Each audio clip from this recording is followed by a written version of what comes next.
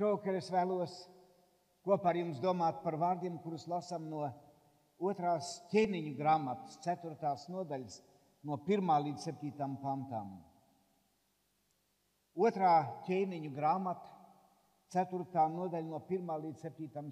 pantam. Kāda sieva no praviešu mācekļu sievām kliegdama lūdza Elīsu sacīdama: Mans vīrs, tavs kalps ir miris, un tu zini, ka tavs kalps bijās to kungu. Bet nu nāk parādu piedzinējs un grib manus 2 bērnus paņemt sev par vergiem. Un Elīza viņa atbildēja: Ko lai es tev vislabāk daru? Saki man, kas ir tavā namā? Un viņa atbildēja: Tavai kalponei nav itin nekā namā, kā tikai trauks eļļas. Tad viņš sacīja: Ej un aizņemies sev traukus no citiem, no saviem kaimiņiem, bet tikai tukšus traukus un nelūdz to par maz. Un tad ieej namā un aizslēdz durvis aiz sevis un aiz abiem saviem dēliem un sāc liet visos tajos traukos, un to, kas ir pilns, liec pie malas. Tad tā no viņa aizgāja un aizslēdza durvis aiz sevis un aiz saviem dēliem. Un tie viņai pienes traukus, bet viņa pati tikai pildīja. Un kad nu trauki bija pilni pielieti, tad tā sacīja savam dēlam: Pasniedz man vēl 1 trauku. Bet tas viņa atbildēja: Vairāk neviena trauka nav.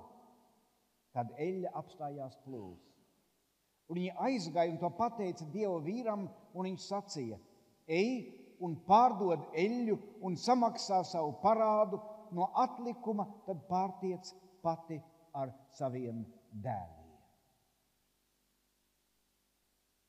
Dievs neatstāja tos, kas uz viņu paļaujās. Šī Dieva kalpa sieva kļuva atraitne. Viņai bija ļoti grūti. Viņa nonāca lielos parādos. Un viņai draudēja, traģēdiju, ko mātei grūti panest. Viņas 2 bērnus parādu piedzinējis grasījās atņemt un padarīt par vergiem. Viņa gāja pie Dieva vīra Elīzas, lai prasītu padomu, ko darīt. Dievs neatstāja, kas uz viņu paļaujās. Pravietis no Dieva gara vadīts deva viņai padomu.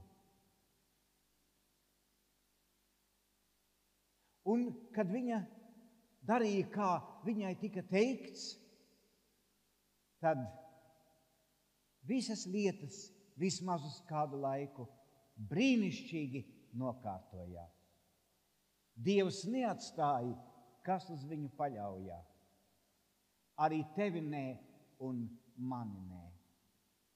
Tas, kas notika šīs atraitnes dzīvē, bija Dieva brīnums.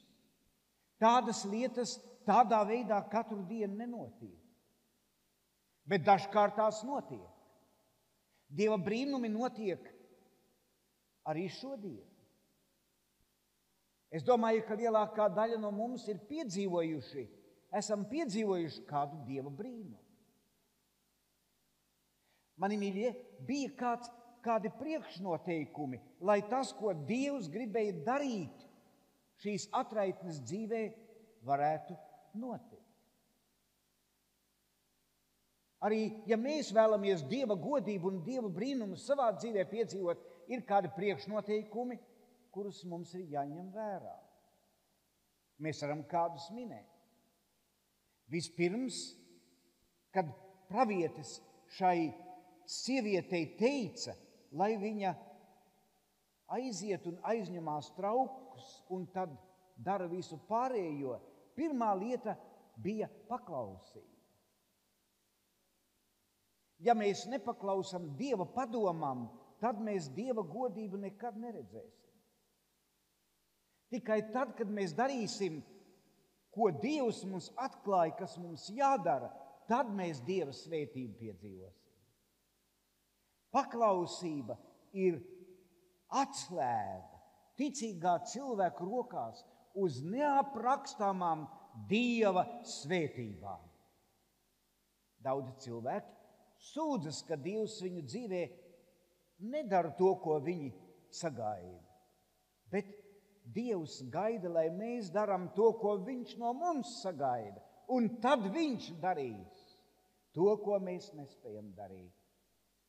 Šī atraitne spēja iet savākt traukus, šī atraitne spēja pacelt krūzi un liet.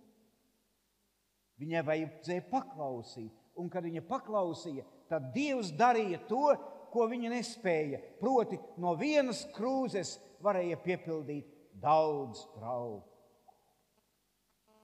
Otrā lieta, kas ir priekšnoteikums Dieva godībai mūsu dzīvē, ir pazemība.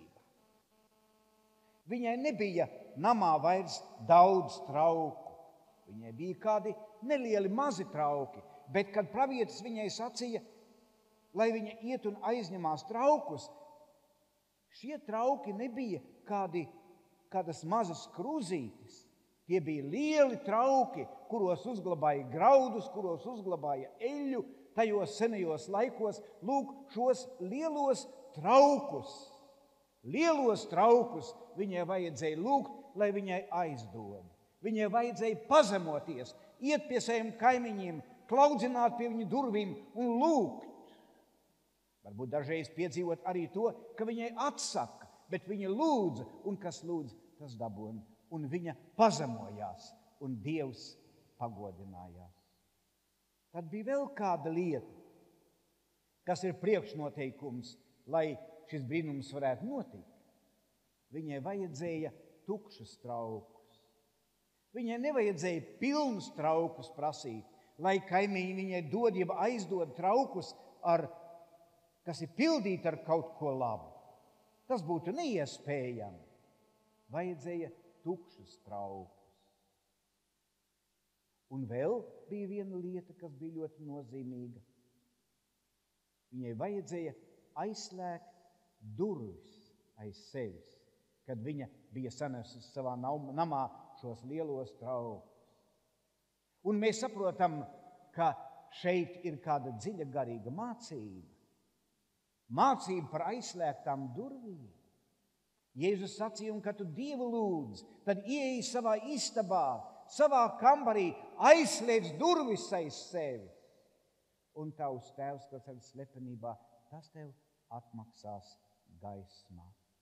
Tad vēl mēs šajā notikumā redzam to, ka pravietis nedeva viņai norādījumus līdz galam. Viņš viņai parādīja vienu soli, kuru spērt. Proti, ej savāc traukus, aizslēdz durvis un lej traukos. Bet tad nāca nākamais. Kad viņa pateica Dieva vīram, kas ir noticis, Elīze viņai sacīja, tagad ej un pārdod eļļu un samaksā savu parādu un no atlikuma pārtiec ar saviem bērniem, ar saviem dēliem. Dieva vadība mūsu dzīvē dažkārt neatklājas lielam un garam ceļam. Dievs mūs bieži vada soli pa solim. Man ir vajadzīga žēlastība šai dienai, jo es nezinu, vai rītdien es piedzīvošu. Un kad es piedzīvošu rītdienu, tad Dievs man dos jaunu žēlastību. Mūsu dienišķo maizi dodi mums rītdien, parītdien, ne šodien. Tie bija priekšnoteikumi.